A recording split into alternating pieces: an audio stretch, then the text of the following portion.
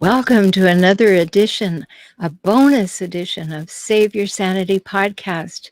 Today I have with me my colleague, Christie Lawler. She's going to be my guest on Save Your Sanity in a few weeks. So I thought we'd do a pre-interview here just to whet your appetite and get you excited about what she has to offer, and also to bring you some really great tips. And what our topic today is an important one, because when you go through a toxic relationship, you have difficulties. It's downtime. It's working things through. It's heavy. And after the toxic relationship, you want to move into something lighter, something you're excited about, something that makes you want to get up in the morning. So that's what we want to talk about today. Welcome to the show, Christy. Thank you. Thank you for having me. I'm looking forward to this. Well, it's fun to talk, especially about something uplifting and positive in these days when every now and again there's just something that's just a tiny bit negative that's on the news, right? Yeah. So, tell everybody a little bit about you and what you're excited about. Oh, well, I'm excited to come to the end of whatever this whole thing is. I'm excited for 2021. Let's just get a do-over, right? No, I find little things to be excited about every day. It's actually like on my website, everybody has their quote in the company, and mine is wake up every day with something to be excited about. And the first thing I'm excited about every day is that first sip of hot, black, delicious coffee. And then it just, if you start it there, it doesn't go downhill. It's just a matter of doing the right thing to start your day, where you're like, okay, now my eyes can open. I'm awake. I'm alert. Let's start this day. And so I find a ton of things to be excited about, but it doesn't mean that I'm like, this is a great situation. I mean, this is a stressful environment for everybody. Oh, it is. Yeah. I think too that for some people, the coffee is the highlight of the day these days. So maybe it is get up in the morning excited about the coffee, and then everything's downhill from here. I know. And I that's totally realistic. And I try not to let that seep in. Like, I try to keep the negative thoughts, concerns, worries, fears at bay. It doesn't always work. I'm not perfect, but... Well, you have a consulting company, and you've done so many things. You have a nonprofit arm, the Witty Community. Tell folks about that makes you excited every day. I built this network that helped me found my company and create the ability to work for myself and provide employment opportunities for others in the industry. So I've been doing that officially full-time for just over 3 years now, which is really exciting. But 2.5 years ago, I came to this realization that I had to do something to overcome some of the toxicity in my entire personal and work history that had happened, things that I had just kind of shoved down and never addressed, that I was holding on to them. I wasn't necessarily victimizing myself, but I wasn't healing. And I made that realization thanks to the help of a trauma therapist. And I started my foundation. And what excites me every day is the fact that I have built myself a network of best friends that I can call around the country. 2 of our ladies just had babies, and I haven't called one of them yet because she just had the baby yesterday.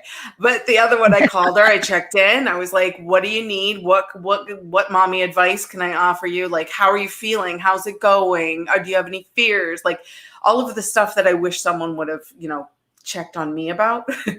When I was in the early days of having a baby. But it's one of those things. It's an amazing network, and that fulfills me. That makes me feel whole, even when it feels like the walls are closing in on us. There's still that. Yeah, reaching out, making connection. Yeah. So you mentioned that there was a lot of toxicity and things. Was that from a relationship? Was that from a workplace? What were you rising up from? For me, it was mostly workplace based. A lot of abusive environments where, whether it was, physical abuse or verbal abuse, that was just kind of allowed to continue or just kind of brushed aside, or, it's part of the job. If you don't like it, just shut up or quit. Yeah. And I didn't realize, in my teens and 20s and even into my early 30s, that just wasn't okay. That nobody was going to stand up for me. If I wasn't going to stand up for myself, why would anybody else do it? And I didn't realize that until way on the other side of 40. It took me a long time. I'm not terribly evolved. I've learned this about myself. It takes me a long time to get something right. But it was just, these toxic work environments where I was allowing the abuse to happen. Mm-hmm. And I only really have myself to blame, because at some point you can either stand up and be like, yeah, this is a crap situation, but I'm allowing myself to remain their victim here. Yeah, I think that you said the magic word there, though. So in case anybody heard it differently the first time, is once you recognize it, if you are allowing it, but it's not something that you welcome, or it's not something that you say, oh, well, this is all right. If you go along with the all rightness, you're part of the problem. Yeah. But in the beginning, and especially for young people in the workplace, they're unsure where the edges are. And do you have to do this to get ahead? Do you have to put up with this? Is this way? Is this the company culture? What's really going on? And so there's some figuring out that has to go on there. Were you young when you had, well, not that you're old, but were you quite young in your career when you had this experience? Yeah, absolutely.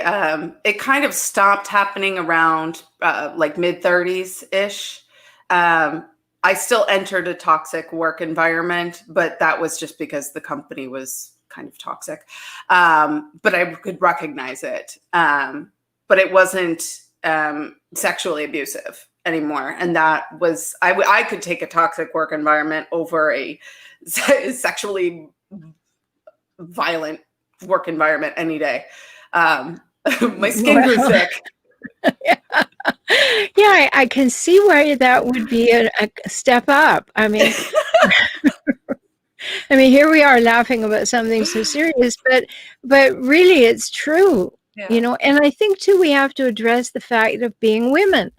Like when you're in the workplace and you've got a male-dominated culture, usually with one or two token women at the top sometimes, or on their way up, or behaving like the worst of men. And then you are a woman in a culture, sometimes that can go awfully sideways. And as you're saying, well, that really went off the rails if it went in a sexual direction.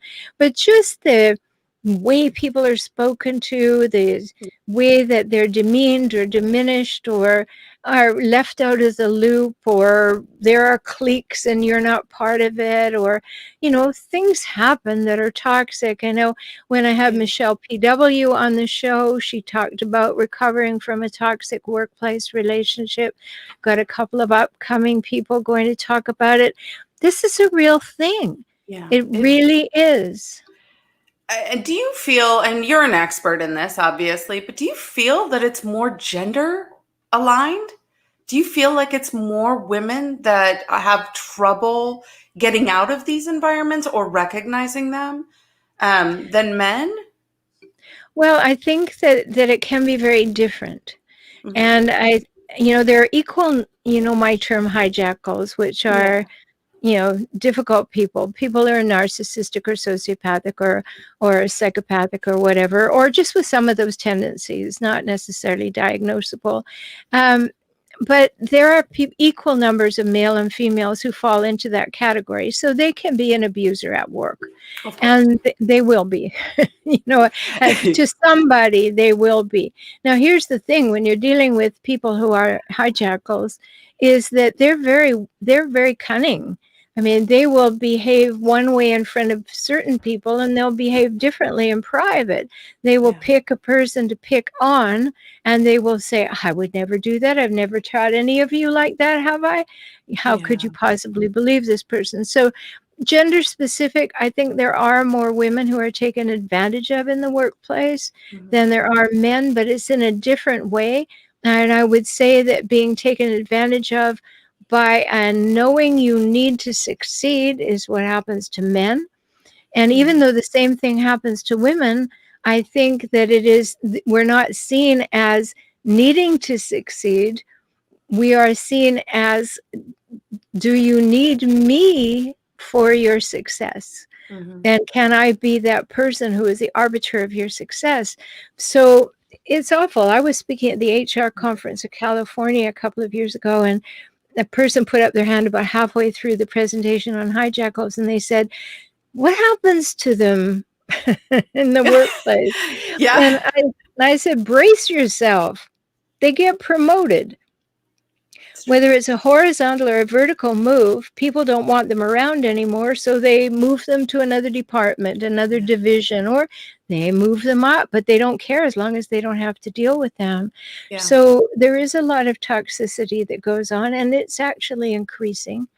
And as it is in the world, there are more and more people. The research shows that people with these tendencies, they are more and more showing up.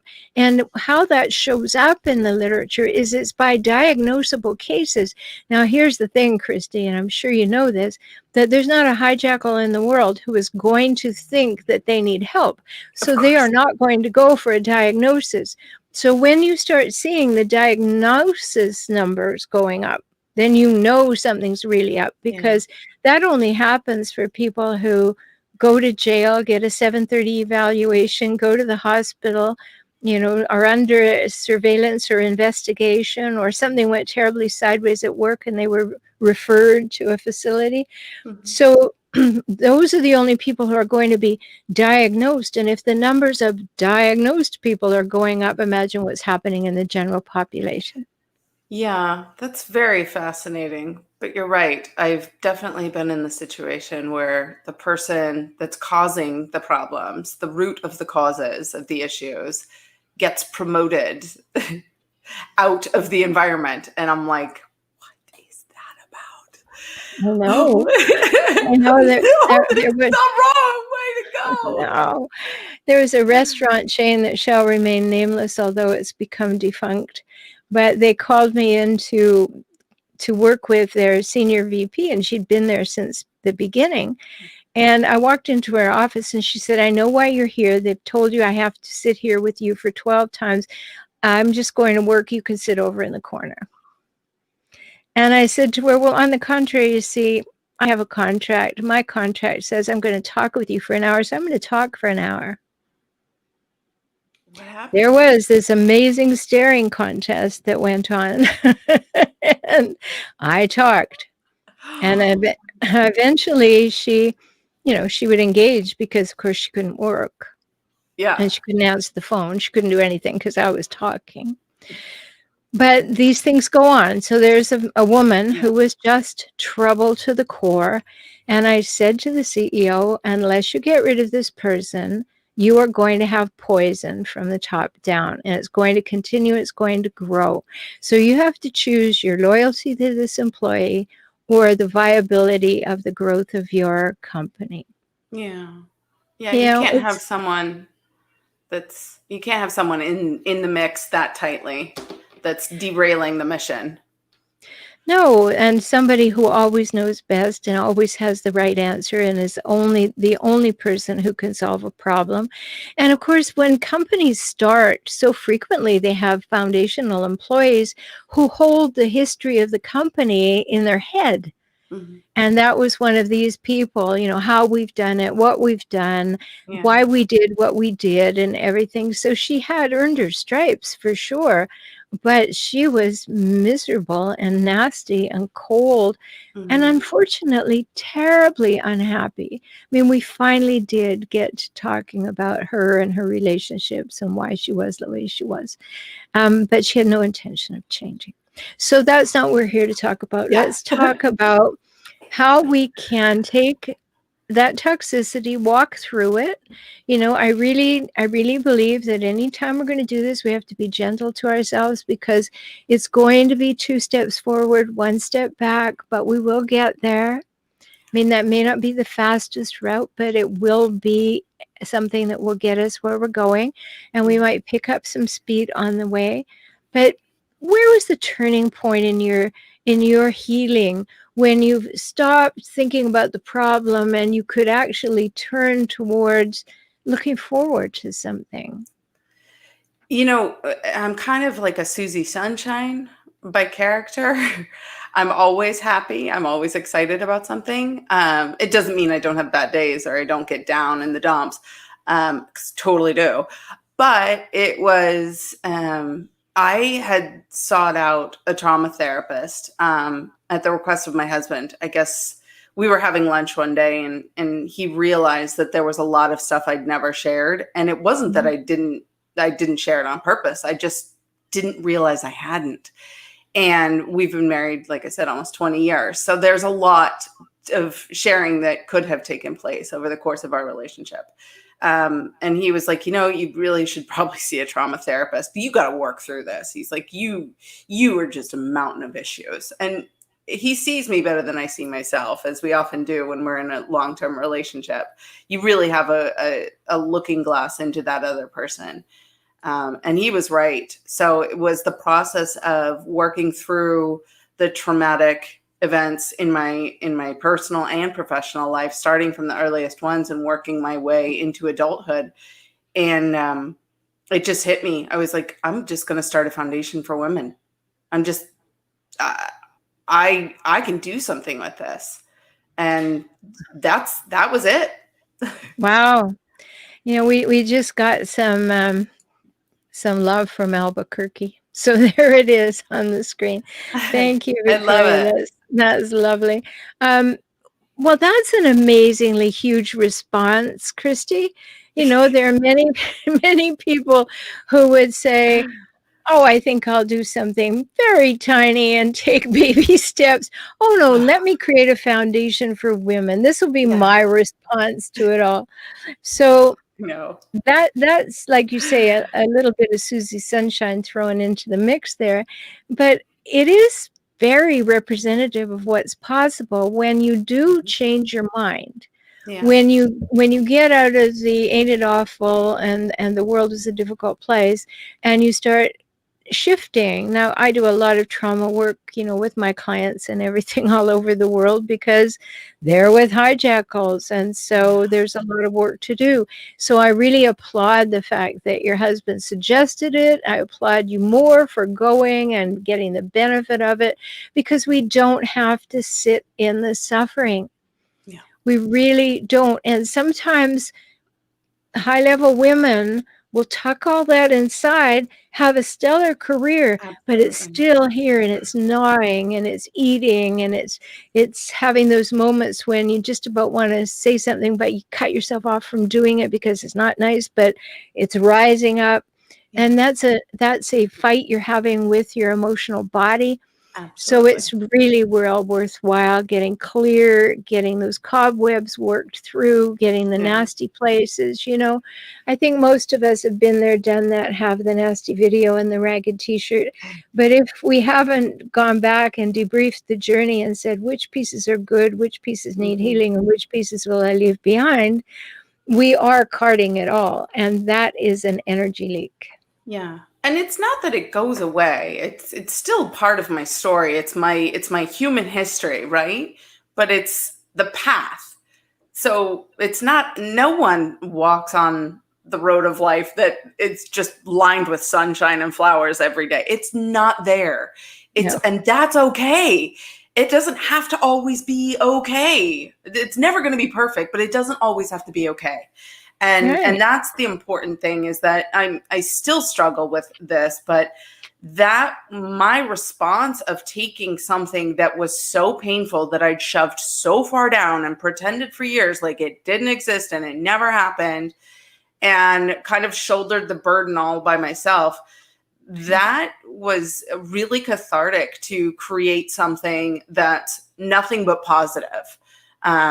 Because what better way to turn something, take something that's really dark and scary and twisty and ugly and turn it into something that you want to look at. So yeah, that I'm not saying that this is a solution for all, but this is what worked for me. Well, I have an image that my partner, he always says to me, "Don't say it," but it's so graphic, so I'll share it with you. Okay.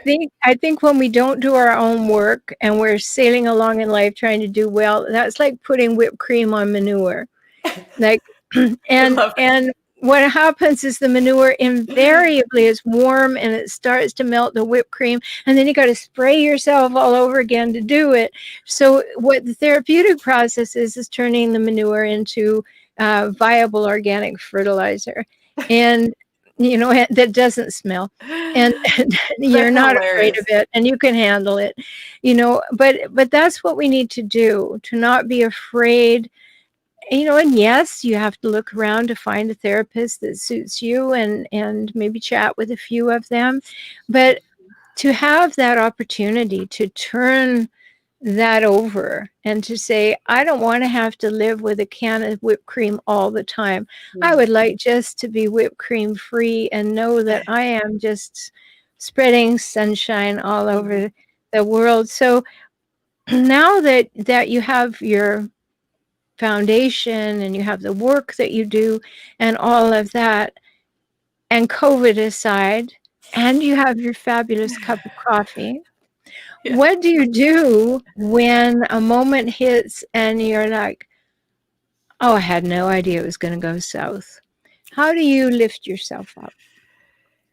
Yeah, I honestly, it depends on the situation. Sometimes I'll just create a distraction or a diversion, or I'll be like, "This is going sideways. I'm going to focus my energy here. This is something I can impact." And that often takes care of, the little ADD child inside my brain. I can shift her focus, and everything's okay again.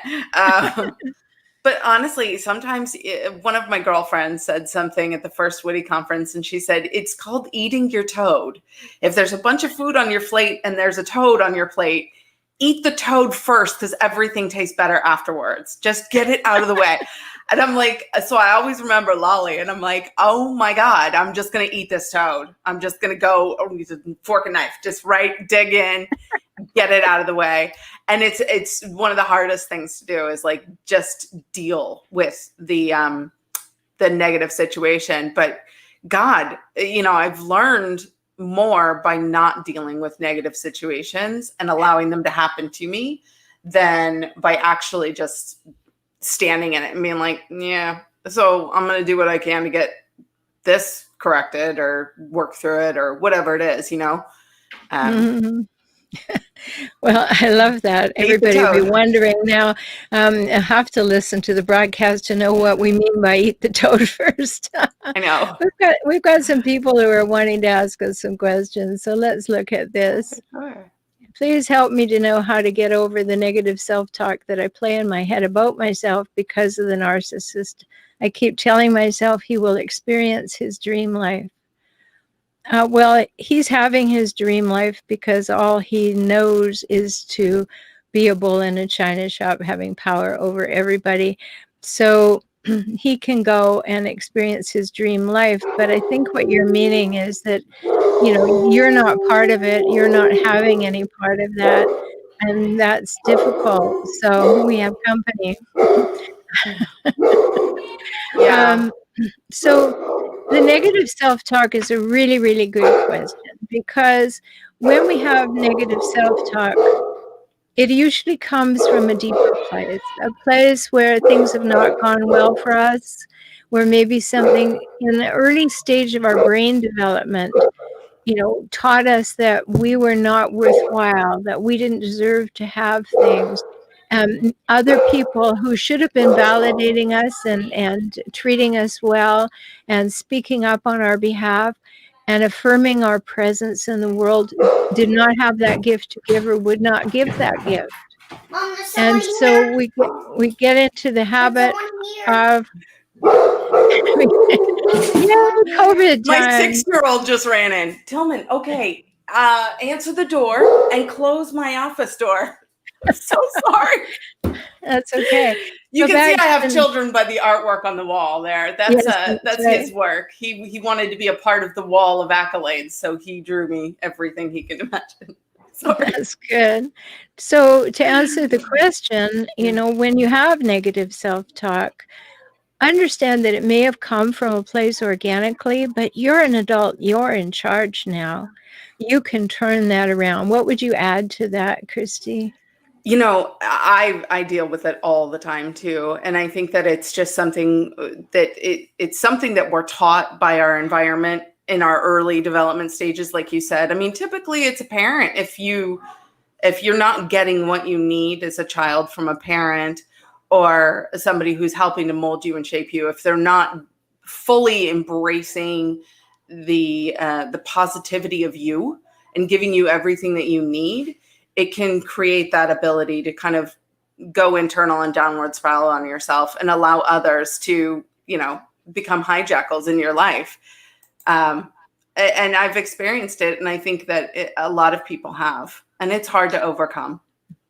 Well, that's absolutely true. Those giants that had you, that brought you into this world, the one task that they had was to welcome you with joy. And then they had other things to do, but their first and primary task was to let you know how wonderful and welcome you were, how much they wanted you. And if it didn't start out like that, you've got some replacement work to do. Yeah. Like Christy was talking about earlier, I mean, trauma therapy is one thing, but it's traumatic to not be welcomed by joy, to not feel you have a place in the world, to not feel that you are deserved to take up space and draw breath. That's something that people need help with too. And I see people in the room are having a conversation. They enjoyed hearing your fur babies. I'm so sorry.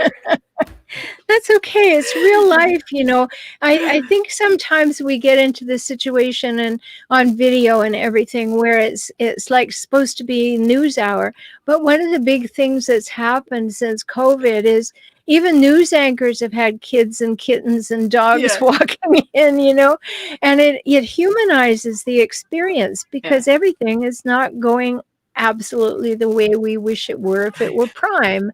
And I think that's an important thing. And another thing that I would say too, when I was mentioning about taking 2 steps forward and 1 step back, but you still get where you're going, is that you're going to have some false starts.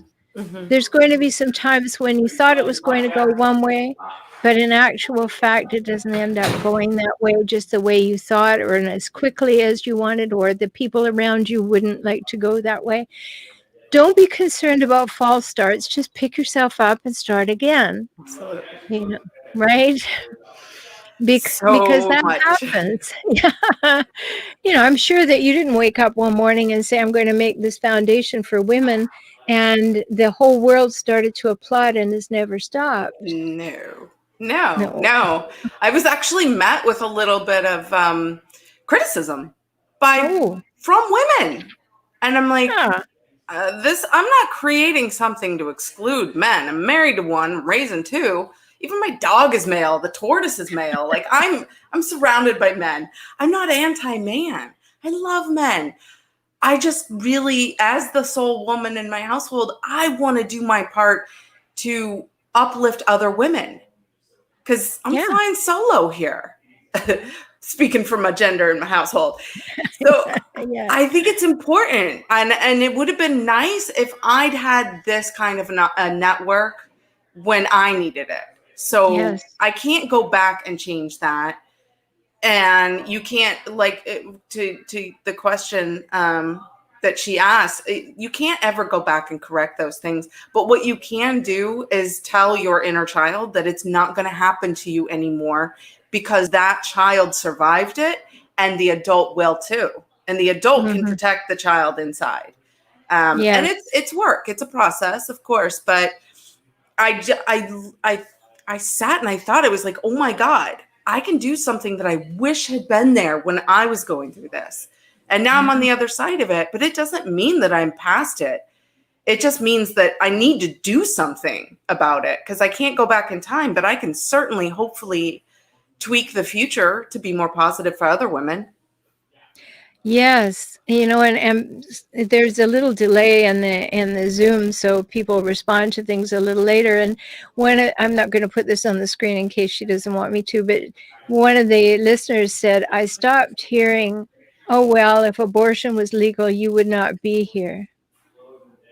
That's what parents not welcoming their children by joy say, I brought you in and I can take you out, or I wish I'd had an abortion, or you weren't wanted, or things like that, that put, that energy is something that you can work with if you go and get some help. Yeah. That is basic to you, because in a brain mind growth pattern, what goes into us before the ages of 5 or 6 is on a very deep emotional level. Yes. And we need to go back and access that to find out what were those messages that keep popping up, and where did they get put into Yeah. our psyche? Where did that become part of how we think about ourselves? Um, and it's important, because more people than you would ever think have Yeah. heard that from their Yeah. parent. And I'm You so know, sorry that she heard that. That's awful. That well, just breaks my heart. it is. It's horrible, and I hope you know that you're listening, that it breaks our heart for you. And I know it from personal experience. I'm an only child of 2 hijackals, and my mother Oh, was the more overt of the two, and she liked to look at me and say, "I never wanted children." oh, Right? That's what they do. And so it's important to know that somebody else planted things in you. hmm, You didn't go and grab yeah, them. These people who had that precious care of you said and did things they should never have said and done. yeah, And if it's affecting you, or you think there might be something in there that is affecting you negatively, go and get some help. That's what strong people do. mhm, They say, "Oh, no, I'm not going to walk around with this broken leg. I'm going to go to the doctor." They don't think twice about that, right? Well, if yeah, you got a broken place in your spirit, a broken place in your self concept, go and get help with it. That's a really positive thing to do. yeah, And now someone said, "I have so much work to do on myself, I don't know where to start.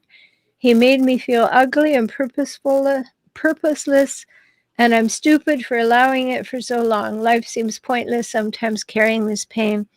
Oh, we relate. I yeah, certainly relate. So many of my clients will relate to that. Please don't look at the time you've spent doing it. Look at the fact that you have life left to move away from it.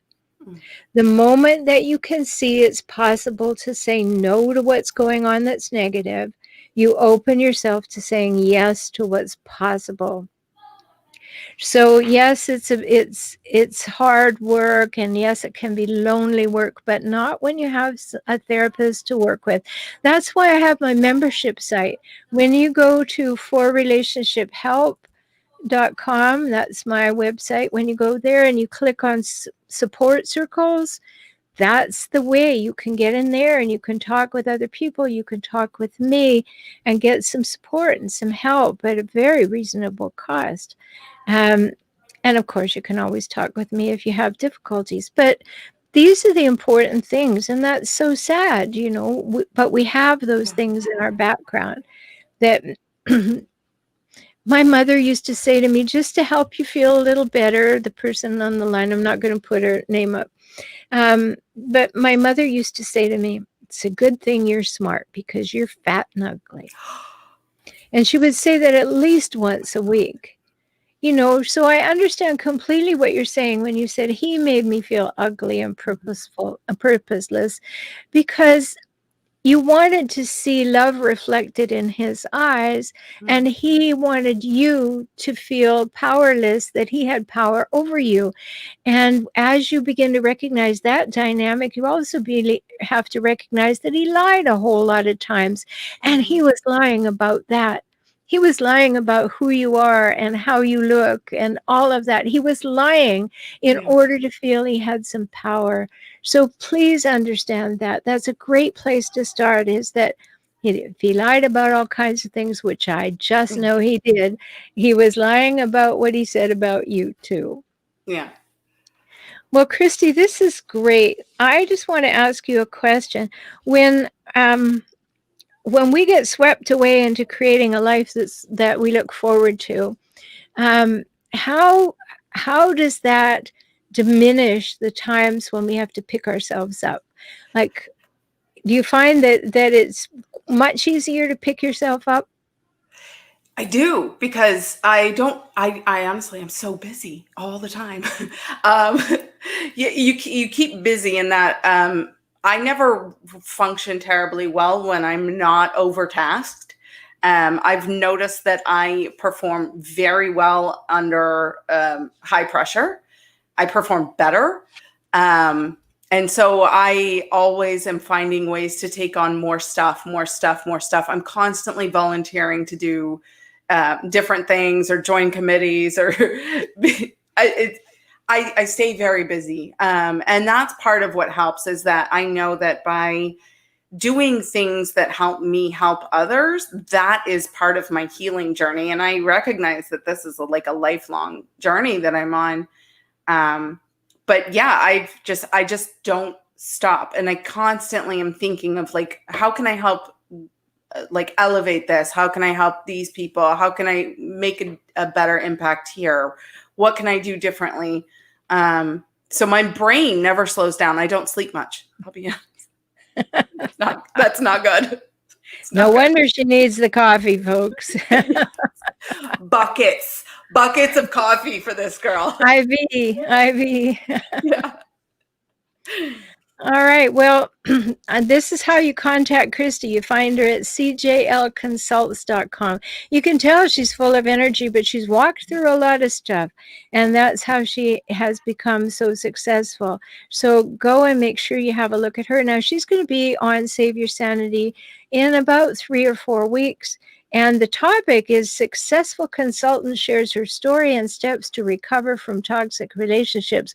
We're going to dive deeply into that front piece of what we were talking about today, and go into better ways and more systematic ways of lifting ourselves up.